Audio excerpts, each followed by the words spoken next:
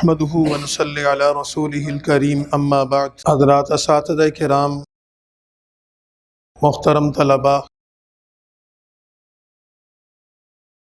ہمارے محترم بزرگ حضرت مولانا امجد خان صاحب اور آپ کے ادارے کے محتمم حضرت مولانا حافظ سلیم صاحب بھی تشریف لے آئے ہیں۔ طلبہ کرام نے اپنے اپنے موضوعات پر بڑے خوبصورت انداز میں اظہار خیال کیا ہے۔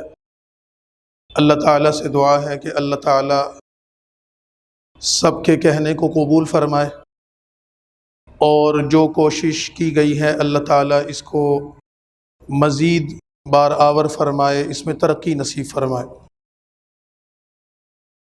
دینی مدارس کی یہ سرگرمیاں جس میں طلباء کو مختلف موضوعات اور عنوانات کے تحت تربیت دی جاتی ہے اور ان کو ٹرین کیا جاتا ہے، تیار کیا جاتا ہے، یہ بھی دینی خدمات کا ایک دائرہ ہے۔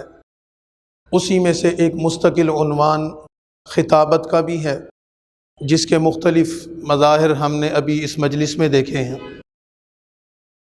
مجموعی طور پر تمام طلبہ کرام نے کوشش کی، محنت کی، اور اس کوشش اور محنت کے نتیجے میں انہوں نے اپنے اپنے ما فی الضمیر کا اظہار کیا۔ لازمی سی بات ہے کہ ہر طالب علم کا اپنا انداز ہے، ہر طالب علم کا اپنا اسلوب تھا، اور اس نے اپنے انداز اور اسلوب سے کام لے کر آپ حضرات کے سامنے گفتگو کی۔ درجات آپ حضرات کے سامنے آ جائیں گے۔ میں صرف اتنا عرض کرنا چاہوں گا کہ بنیادی طور پر یہ بات سمجھنے کی ہے کہ جب ہم دین کے طالب علم ہیں اور آج ہم حصول علم کے لیے یہاں موجود ہیں، کل آئندہ ہم دین کی تبلیغ اور دعوت کے سلسلے میں کسی نہ کسی ذمہ داری پر فائز ہو کر میدان عمل میں موجود ہوں گے۔ تو دینی دعوت کے ابلاغ، دین کی تبلیغ اور دین کی اشاعت کا ایک مؤثر ترین اور بہترین ذریعہ وہ یہی خطابت ہے، یہی وعظ ہے، یہی انداز ہے جس کو ہم اختیار کرتے ہیں، استعمال کرتے ہیں۔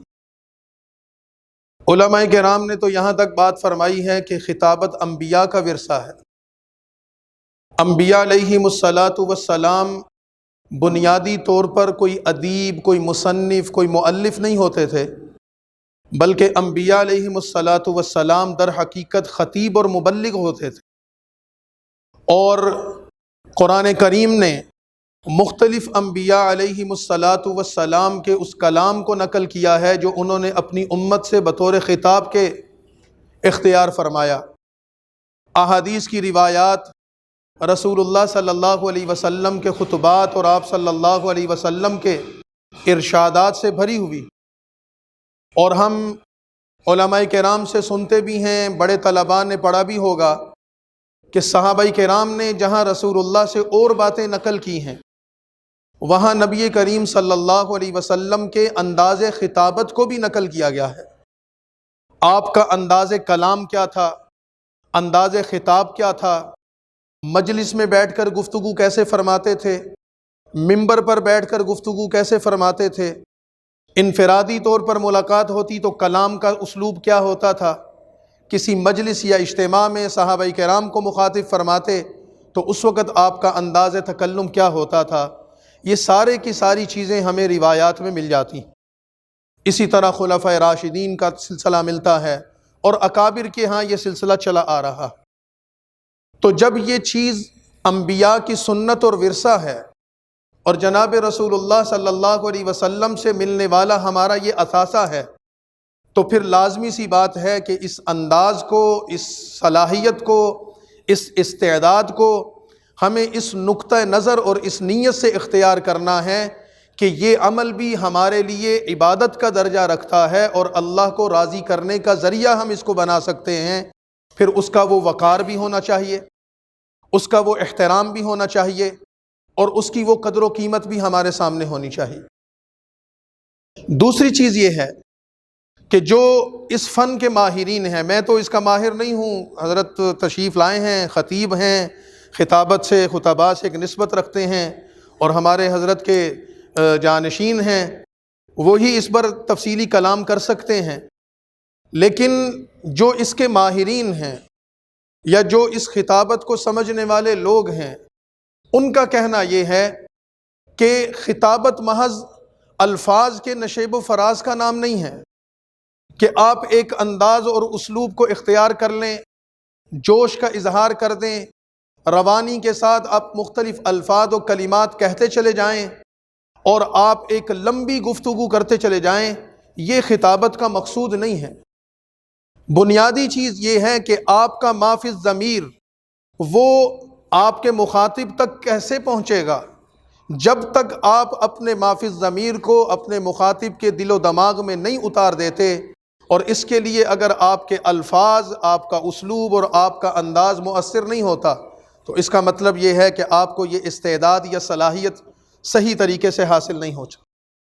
اس کے پیچھے جہاں آپ کے اخلاص کی ضرورت ہے، اس کے پیچھے جہاں آپ کے حسن نیت کی ضرورت ہے، اس کے پیچھے جہاں آپ کی داعیانہ اور مبلغانہ جذبات کی ضرورت ہے، اس کے ساتھ ساتھ اس کے پیچھے ایک وسعت مطالعہ کی ضرورت بھی ہے۔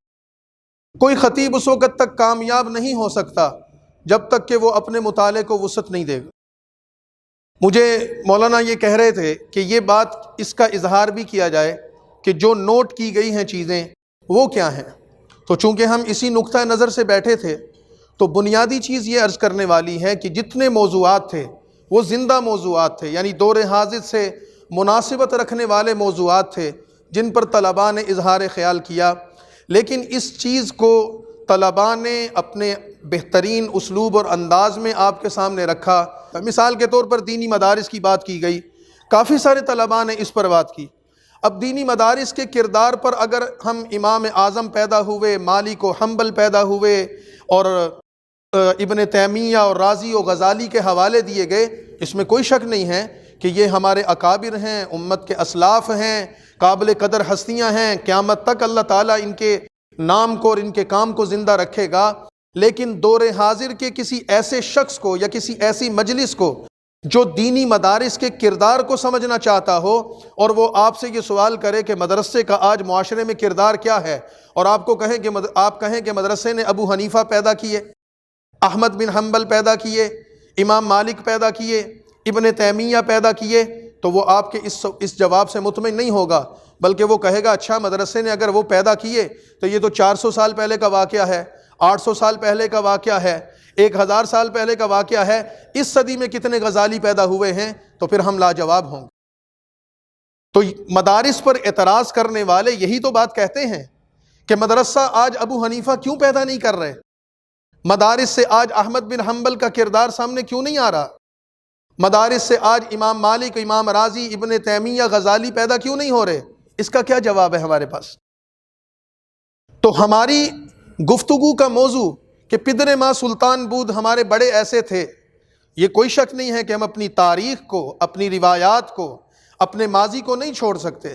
ماضی سے تعلق ٹوٹ گیا تو ہماری تو شناخت ہی ختم ہو جائے گی، لیکن ہم اپنے کردار کو بیان کرنے کے لیے اپنے آباء و اجداد کے کردار کو بیان کریں یہ کافی نہیں ہے، بلکہ ہمیں ایسے شخص کو ذہن میں رکھنا چاہیے کہ جو آج مدرسے سے مطمئن نہیں یا مدرسے کے کردار پر سوال اٹھاتا ہے، تو ہمیں دور حاضر میں مدرسے کے اس کردار اور اس خدمات کو مد نظر رکھتے ہوئے مدرسہ کیوں قائم کیا گیا، اس کے مقاصد کیا ہیں، مدرسے کا نظام کیا ہے، مدرسے کا نصاب کیا ہے، مدرسے کا دائرہ کار کیا ہے، مدرسے کے مقاصد کیا ہیں، اگر ان چیزوں کو ہم مد نظر رکھتے ہوئے دو چار باتوں کو بھی جمع کرتے تو ہمارے 5-7 منٹ کی تقریر میں اتنی باتیں اکٹھی ہو جاتی کہ ہمیں تکرار کی نوبت نہ آتی۔ آپ اپنا اسلوب بنائیں، آپ اپنے ما فی الضمیر کو اپنے انداز میں لوگوں کے سامنے پیش کریں، آپ قیمتی سے قیمتی بات بھی کریں گے، لیکن آپ اگر کسی کی نقل کریں گے یا آپ کسی کی نقل اور کاپی کرتے ہوئے لوگوں کے سامنے آئیں گے تو لوگ آپ کی قیمتی بات کو یہ کہہ کر نظر انداز کر دیں گے کہ یہ تو فلاں کی کاپی کر رہا ہے، فلاں کی نقل مار رہا ہے، اس کو کیا آتا ہے، تو آپ کی وہ ایک قیمتی بات بھی بے قیمت ہو کر رہ جائے گی۔ تو سیکھنے کے مراحل میں ہیں ہم. تو جب ہم سیکھنے کے مراحل میں ہیں، آپ اپنے اسلوب کو، اپنے انداز کو خود اس کے موجد بنیے. تیسری اور بنیادی چیز یہ ہے کہ میں یہ نہیں سمجھ سکا، ہم بھی جس طرح سنا اور پہلے بھی سنا، کہ کیا خطابت صرف جوش کا نام ہے؟ کیا ہم ٹھنڈے دل سے بات نہیں کر سکتے؟ کیا ہم نرم لب و لہجے میں بات نہیں کر سکتے؟ ہمیشہ ایک انداز نہیں چلتا. شورش کشمیری مرحوم ہندوستان و پاکستان کے نامور اور بڑے خطباء میں شامل تھے. جن طلباء کو خطابت سے شغف ہو، جہاں وہ بڑے بڑے خطباء کی تقاریر کو سن سکتے ہیں یا تقاریر کو پڑھ سکتے ہیں، وہاں شورش مرحوم کی ایک چھوٹی سی کتاب ملتی ہے فن خطابت پر، آپ اس کو پڑھ کر دیکھ لیجئے. انہوں نے خطابت کی کئی طرح کی اقسام ذکر کی ہیں، اس کی ایک لمبی فہرست ذکر کی ہے، اور اس میں بنیادی طور پر یہ بات سمجھانے کی کوشش کی ہے کہ ہر مجلس میں ایک طرح کا انداز خطابت نہیں چلتا.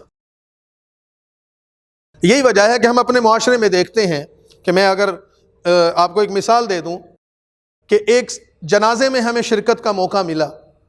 ہمارے اقبال ٹاؤن میں ایک جنازہ تھا اور ایک صاحب فوت ہو گئے تھے، کافی بڑا جنازہ تھا.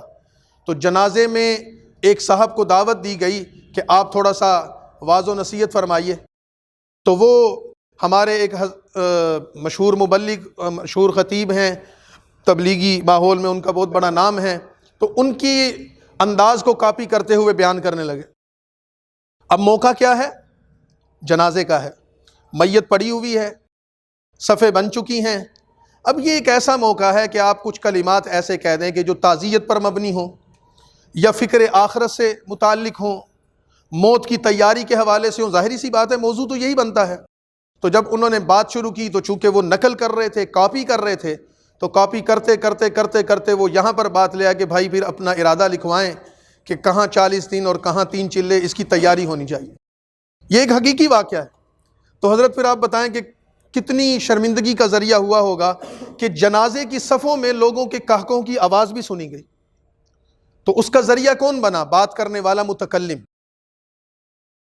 اسی طرح ہم نے ایک صاحب کو یہ سنا کہ وہ ایک ماضی کے خطیب ہیں جو طرز میں تقریر کیا کرتے تھے، ان کی تقریر کی نقل کر رہے تھے، اور خطاب جو تھا وہ ایک جلسے میں تھا. عشاء کے بعد جیسے جلسے ہوتے ہیں، مغرب کے بعد رات کے جلسے، عشاء کے بعد جلسہ ہو رہا تھا، ہم بھی بیٹھے تھے، وہ خطاب کر رہے تھے، اور وہ لفظ بلفظ انہی کو پڑھتے چلے جا رہے تھے، انہی کی کاپی پر. جن الفاظ کو انہوں نے جوش میں ادا کیا وہ جوش میں ادا کر رہے تھے، جن الفاظ کو انہوں نے لے اور طرز میں ادا کیا وہ لے اور طرز میں ادا کر رہے تھے. وہ چل رہا تھا ان کا سلسلہ. اب وہ جب تقریر ختم کرنے لگے تو اس پر یہ جملہ آخری ارشاد فرمایا کہ اچھا بھائی ابھی اذان ہوگی تو آپ صفیں درست کر لیں. تو جلسے کا خطاب ہے، وہ کاپی جو کی تھی وہ کوئی جمعے کی تقریر تھی.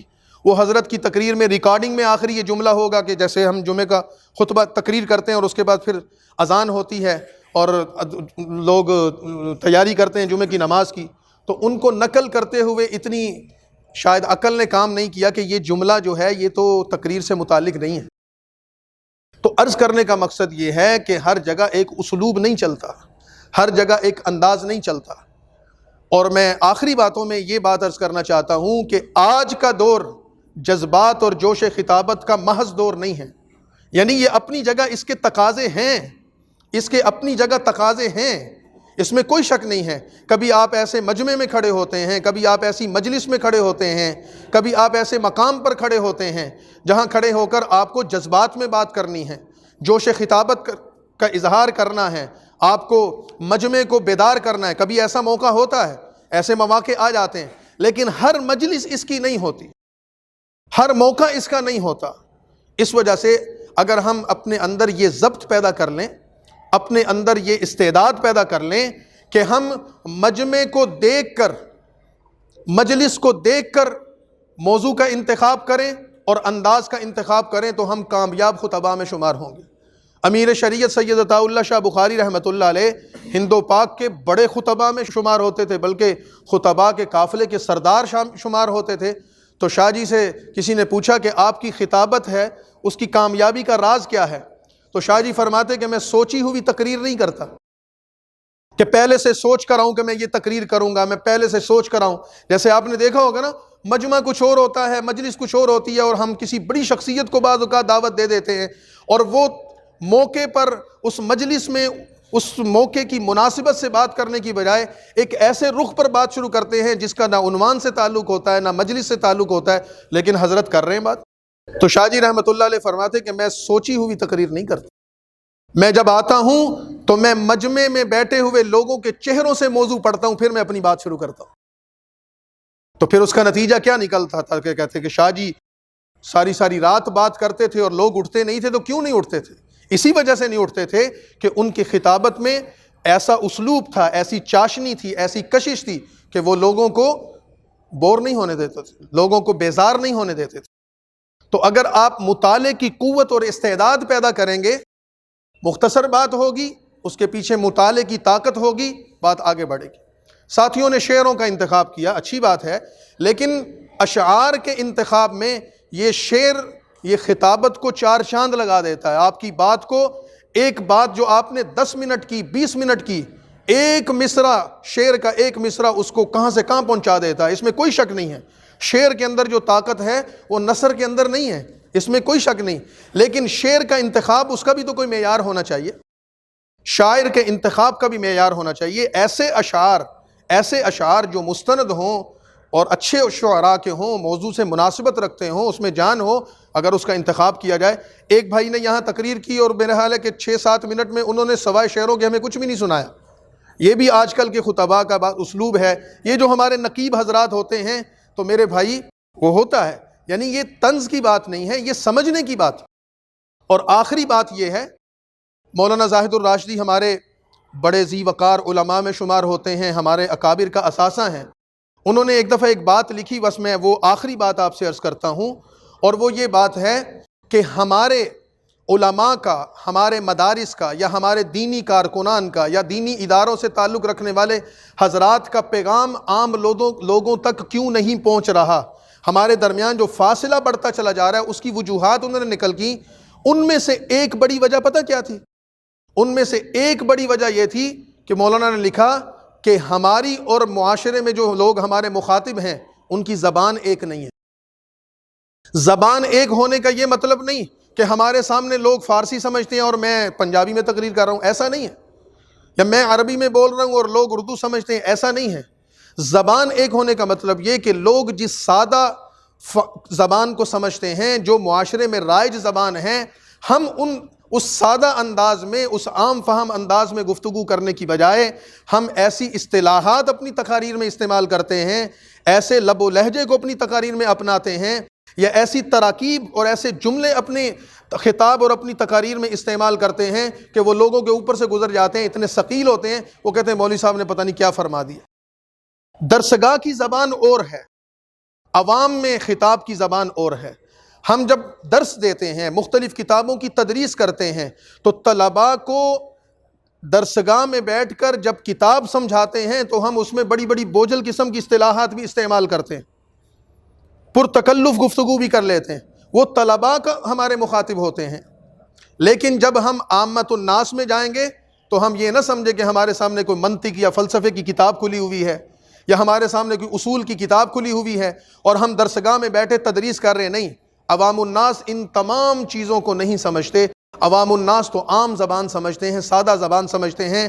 محاورے ایسے بولے جائیں، تراکیب ایسی استعمال کی جائیں، جملے ایسے ادا کیے جائیں، انداز ایسا اختیار کیا جائے کہ لوگوں کو اس سے کشش ہو. آج کا زمانہ یہ مکے مارنے کا، آج کا زمانہ بازو لہرانے کا، آج کا زمانہ گلا پھاڑنے کا یہ نہیں ہے. عامت الناس اس کو پسند نہیں کرتے. اگر ہم باوقار انداز میں اچھے الفاظ کے ساتھ خطاب کریں گے، یہ مثلاً اکابر کا تذکر آتا ہے، صدیق نے یہ کہا، صدیق یہ کہتا ہے، میرا خیال ہے کہ یہ الفاظ مناسب نہیں ہیں. صدیق یہ سوچتا ہے، صدیق یہ کرتا ہے، یہ شاید یہ حرام نہیں ہے، لیکن یہ مناسب بھی نہیں ہے. جب بزرگوں کا تذکرہ آئے تو اس کے لیے مفرد کا صیغہ استعمال نہ کریں، یہ بے ادبی میں شمار ہوتا. ہم کبھی یہ کہتے ہیں میرا باپ یہ کہتا ہے، ہم کہتے ہیں والد صاحب نے یہ کہا ہے، والد صاحب یہ کرتے ہیں، والد صاحب یہ کہتے ہیں، والد صاحب یہ سمجھتے ہیں. تو اگر ان صیغوں کا استعمال کریں گے آئمہ کرام کے متعلق، صحابہ کرام کے متعلق یہ خطباء نے غلط اسلوب متعارف کروایا ہے، غلط انداز متعارف کروایا ہے۔ اور یہ جو ہم یوٹیوب پر یا چینلوں پر یہ خطباء کو سنتے ہیں، یہ جاہلانہ طرز عمل ہے کہ بزرگوں کا تذکرہ کرتے ہوئے مفرد کا صیغہ استعمال کیا جائے، یہ بالکل غلط طرز عمل ہے، اس کی کبھی حوصلہ افزائی نہیں ہونی چاہیے۔ یہ بے اکرامی اور بے احترامی ہے، اور دین تو سراسر ادب ہے۔ اگر ہم رسول اللہ صلی اللہ علیہ وسلم اور صحابہ کرام، آئمہ کرام اور بزرگان دین اور اسلاف کا تذکرہ مفرد کے صیغے سے کریں تو پھر لوگوں سے کیا توقع رکھیں گے؟ اسی طرح اپنی تقاریر میں ایسے الفاظ کا استعمال کرنا کہ جو گالی سے منسوب ہوں، یا ایسے الفاظ کا استعمال کرنا جو ہلکے ہوں، جو ہمارے وقار کے خلاف ہوں، میرا خیال ہے یہ مناسب نہیں ہے۔ یہ چھوٹی چھوٹی باتیں ہیں، متفرق باتیں ہیں، یہ اگر اختیار کر لی جائیں انشاءاللہ ہم سب کو اس کا نفع ہوگا۔ لیکن اس کے باوجود ساتھیوں نے محنت کی، بھرپور طریقے سے انہوں نے اپنا حصہ ڈالا، اور اللہ رب العزت سے دعا ہے کہ وہ اللہ ان کو مزید اس میں ترقی عطا فرمائے، مزید محنت کی توفیق عطا فرمائے انشاءاللہ۔ ہمارے استاد فرمایا کرتے تھے خطابت سیکھو ضرور، لیکن تم نے خطیب بننا نہیں ہے، تم نے اصل میں مدرس بننا ہے۔ جو ہم اساتذہ کرام سے سیکھتے ہیں دین کی تبلیغ، کیونکہ ہمارے کئی خطباء ایسے ہیں، حضرت تو زیادہ جانتے ہوں گے، کہ جو مدرسوں سے ویسے ہی مفرور ہیں، آواز اچھی تھی، لے اچھی تھی، اور تھوڑا بہت شکل و صورت بھی اچھی تھی، تو انہوں نے خطابت کا راستہ اختیار کیا، تو پھر تعلیم سے گئے، نہ ان کے پاس علم موجود ہے، نہ ان کے پاس الا ماشاءاللہ عمل موجود ہے۔ سٹیجوں پر آتے ہیں، اچھی اچھی باتیں کرتے ہیں، لمبی لمبی فیسیں وصول کرتے ہیں، اور اس کے بعد لوگوں میں جا کر مقبول ہوتے ہیں، لیکن پیچھے بے عملی ہے، عمل کی طاقت کوئی نہیں، علم کی طاقت کوئی نہیں۔ علم کی صلاحیت سے مالا مال ہو جائیے تو انشاءاللہ العزیز آپ کبھی ان خطباء کو، قاری محمد طیب رحمۃ اللہ علیہ دارالعلوم دیوبند کے محتمم تھے، آپ ان کے خطبات کو پڑھ کر دیکھیے، خطبات حکیم الاسلام، آپ صرف ایک کتاب پڑھ کر دیکھیے، آپ کو پتہ چلے گا کہ خطابت کسے کہتے ہیں، آپ کو پتہ چلے گا کہ علم کسے کہتے ہیں، آپ کو پتہ چلے گا کہ سامعین کو کے اوپر جادو کرنا، یہ ان من البیان لسحرا۔ آپ اس جملے کی عملی تعبیر اگر آج کے زمانے میں دیکھنا چاہتے ہیں تو قاری طیب صاحب جو دارالعلوم دیوبند کے محتمم حضرت نانوتوی رحمۃ اللہ علیہ کے پوتے تھے، دارالعلوم دیوبند کے ایک طویل عرصے تک محتمم رہے، نصف صدی تقریباً زمانہ گزارا، آپ ان کے خطبات کو پڑھ کر دیکھیے، ان کی تقاریر ریکارڈنگ میں بھی مل جاتی، آپ سن کر دیکھیے، کہیں جوش نظر نہیں آئے گا، لیکن جب گفتگو شروع کرتے ہیں ایسے لگتا ہے کہ جیسے علم کا دریا بہہ رہا ہے، ایسے ایسے موتی نکالتے ہیں کہ انسان کی عقل دنگ رہ جاتی ہے، ایک ایک آیت سے ایسے ایسے استدلالات کرتے ہیں، ایسے ایسے حکیمانہ جملے پیش کرتے ہیں کہ انسان کی عقل دنگ رہ جاتی ہے کہ اس انسان کے اندر سے یہ علم کہاں سے آ رہا ہے۔ تو یہ چیزیں ہیں، اگر ان کو اختیار کر لیا جائے گا انشاءاللہ العزیز نفع ہوگا۔ وآخر دعوانا